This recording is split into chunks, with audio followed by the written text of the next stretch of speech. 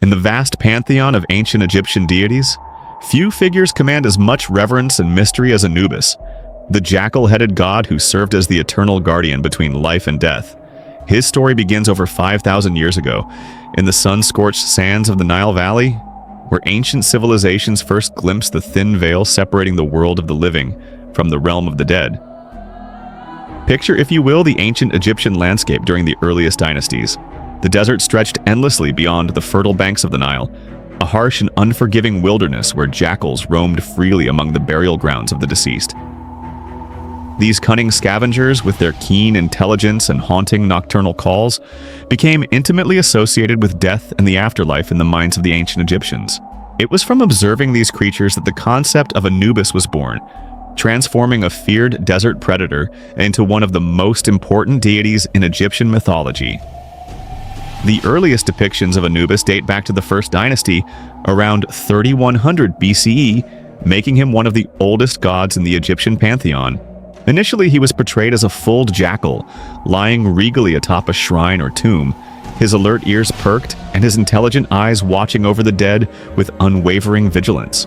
As Egyptian religious beliefs evolved and became more sophisticated, so too did the representation of Anubis. He transformed from a simple jackal into the iconic figure we recognize today. A man with the head of a jackal, standing upright with the bearing of divine authority. The physical appearance of Anubis was carefully crafted to embody his sacred duties. His jackal head, with its pointed snout and erect ears, symbolized his supernatural ability to hear the prayers of the grieving and detect the approach of evil spirits that might threaten the deceased. His human body represented his role as an intermediary between the mortal and divine realms, capable of understanding both human suffering and divine justice. Artists always depicted him with jet black fur, a color that held profound symbolic meaning in ancient Egyptian culture. Black represented fertility, rebirth, and the rich soil of the Nile that brought life to Egypt each year after the floods receded.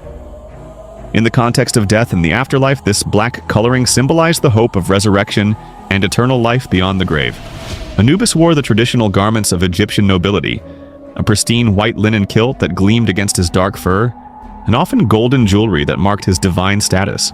In his hands, he typically carried the tools of his sacred trade, the Waz scepter, symbolizing divine power and dominion over the spiritual realm, and sometimes the Ankh, the key of life that represented his ability to grant or deny passage to the afterlife.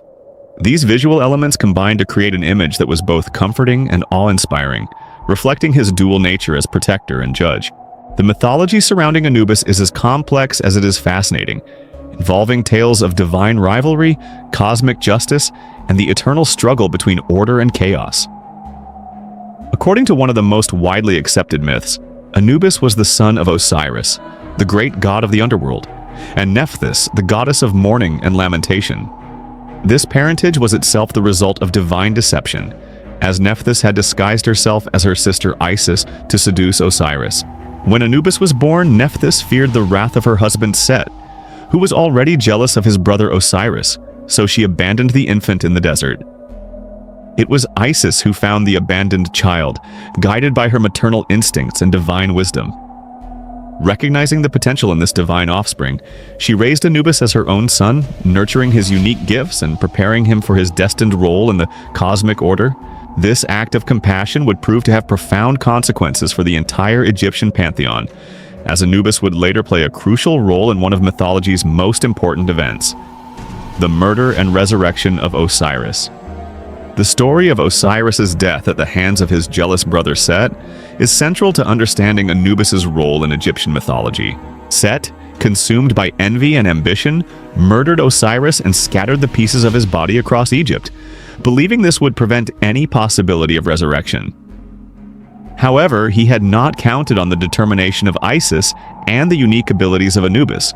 Using his supernatural knowledge of preservation and the secrets of death, Anubis helped Isis gather the scattered remains of Osiris and performed the first mummification, a process so perfect that it allowed Osiris to be resurrected as the ruler of the afterlife. This mythological event established Anubis as the divine inventor and master of mummification, a role that would define his worship for thousands of years. The ancient Egyptians believed that proper mummification was essential for achieving eternal life, as it preserved the physical body for the soul's eventual return. Without Anubis's divine knowledge and blessing, the deceased would be condemned to a restless existence, unable to find peace in the afterlife or protection from the demons and dangers that lurked in the underworld. The mummification process itself was a sacred ritual that could take up to 70 days to complete, mirroring the mythological time Anubis spent preparing Osiris for resurrection. The embalmers, known as the servants of Anubis, wore jackal masks during the most sacred parts of the ceremony, symbolically becoming the god himself as they performed their holy work. The process began with the careful removal of internal organs, which were preserved separately in canopic jars, protected by the four sons of Horus, themselves under Anubis's supervision. The brain was extracted through the nose using long bronze hooks, while the heart, considered the seat of intelligence and emotion, was left in place or carefully wrapped and returned to the body. The body was then packed with natron, a naturally occurring salt that would dry out the tissues and prevent decay. During this crucial phase, prayers were offered to Anubis, asking for his protection and guidance. The dried body would then be wrapped in hundreds of yards of fine linen, with amulets and charms placed between the layers to provide magical protection in the afterlife. The most important of these was often an amulet bearing Anubis's image, ensuring his continued protection even after death. But Anubis's role extended far beyond the mummification chamber. He served as the guardian of cemeteries and necropoli, the vast cities of the dead that surrounded every major Egyptian settlement. Walking through these sacred grounds at night, pilgrims and priests reported seeing a great black jackal patrolling the tombs, his eyes glowing with divine light as he watched over the eternal rest of the deceased. Grave robbers learned to fear these sightings, as they were said to herald terrible curses and divine punishment for those who would disturb the dead. Perhaps the most famous and important of Anubis's duties was his role in the weighing of the heart ceremony, a crucial part of the Egyptian judgment of the dead. This ceremony, depicted in countless tomb paintings and papyrus scrolls, including the famous Book of the Dead, determined whether a soul was worthy of eternal life or would be condemned to destruction. The process was both terrifying and magnificent, a cosmic courtroom where divine justice prevailed over earthly concerns. When a soul arrived in the afterlife, they would be led by Anubis into the Hall of Two Truths, where Osiris sat in judgment surrounded by 42 divine assessors.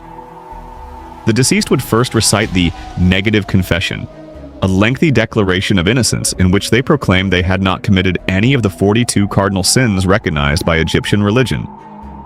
These ranged from serious crimes like murder and theft to more subtle transgressions like gossiping or being hot-tempered. After this confession, the actual weighing would begin. Anubis would carefully place the deceased's heart on one side of a great golden scale, while on the other side sat a feather representing Maat, the goddess of truth and justice. The heart, believed to be the record of all the person's deeds in life, would reveal its true weight. If the heart was lighter than or equal to the feather, it meant the person had lived a righteous life and would be granted eternal paradise in the field of reeds, a perfect version of Egypt where the deceased could enjoy all the pleasures of life without suffering or want. However, if the heart was heavy with sin, it would tip the scales toward damnation. In such cases, a terrifying creature called Ammit, part crocodile, part lion, and part hippopotamus, would immediately devour the heart, condemning the soul to complete annihilation. There would be no second chances, no appeals, and no mercy. This final judgment was absolute, and Anubis served as both the impartial administrator of this cosmic justice and the compassionate guide who prepared souls for their moment of truth. The worship of Anubis reached its peak during the Middle and New Kingdoms, when massive temple complexes were dedicated to his honor. The most important of these was located at Sinopolis, literally City of Dogs in Middle Egypt, where thousands of pilgrims would journey to seek Anubis's blessing and protection. The temple complex included vast cemeteries, where mummified dogs and jackals were buried with the same care and reverence accorded to human nobles, reflecting the belief that these animals were sacred manifestations of the god himself. The priests of Anubis formed one of the most respected religious orders in ancient Egypt. They underwent years of training not only in religious rituals and mythology, but also in the practical arts of embalming and medicine. Many of these priests became renowned physicians, using their knowledge of anatomy gained through mummification to treat the living. They maintained strict codes of ritual purity, abstaining from certain foods and observing elaborate purification ceremonies before performing their sacred duties. The influence of Anubis extended throughout Egyptian society, from the pharaohs who built elaborate tombs hoping to secure his favor, to common farmers who wore simple amulets bearing his image for protection. Royal tombs from the Valley of the Kings frequently feature elaborate scenes of Anubis guiding the deceased pharaoh through the afterlife, while even the humblest graves might contain a small clay figure of the jackal god, demonstrating the universal nature of his appeal. During the Ptolemaic period, when Greek rulers controlled Egypt, Anubis's worship began to spread throughout the Mediterranean world. Greek and Roman visitors to Egypt were fascinated by the mysterious jackal-headed god, and many brought his worship back to their homelands. In Rome, he was sometimes identified with Mercury, the messenger god who guided souls to the underworld, while in Greece he was associated with Hermes in his role as psychopomp, or guide of souls. The decline of Anubis worship came gradually with the rise of Christianity in Egypt during the late Roman period. However, even as the old religion faded, many of the concepts associated with Anubis were absorbed into Christian theology. The idea of judgment after death, the importance of moral purity, and the role of divine intermediaries all found new expression in Christian beliefs about saints, angels, and the final judgment. Archaeological discoveries continue to reveal new aspects of Anubis worship and the profound impact he had on ancient Egyptian civilization.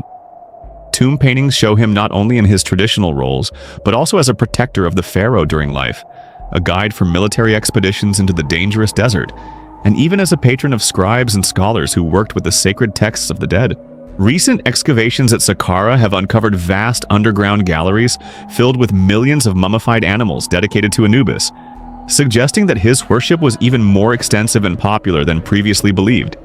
The modern rediscovery of Anubis began with the decipherment of hieroglyphics in the 19th century, but it was the opening of Tutankhamun's tomb in 1922 that truly brought him back into the world's consciousness. Among the treasures found in the young pharaoh's burial chamber was a magnificent life-sized statue of Anubis, carved from wood and covered in black resin, with eyes of obsidian and silver that seemed to watch over the tomb's contents, with the same vigilance he had shown for thousands of years. Today, Anubis continues to fascinate people around the world, appearing in countless books, movies, and television shows that explore ancient Egyptian themes. His image has become synonymous with mystery, death, and the eternal questions that have plagued humanity since the dawn of consciousness. What happens when we die? Is there justice beyond the grave? Will our deeds in life determine our fate in whatever comes after? These questions, which drove ancient Egyptians to create one of history's most sophisticated and enduring religious systems, remain as relevant today as they were 5,000 years ago. In Anubis, they found not a fearsome judge or merciless executioner, but a compassionate guide who understood both the frailty of mortal existence and the infinite mercy of divine justice. He represented the hope that death was not an ending, but a transformation, not a punishment, but a passage to something greater and more beautiful than anything the mortal world could offer. The legacy of Anubis reminds us that the ancient Egyptians, despite their seeming obsession with death, were actually profoundly concerned with life and how to live it properly. The god who weighed hearts in the afterlife was ultimately teaching the living how to keep their hearts light, how to live with integrity, compassion, and justice.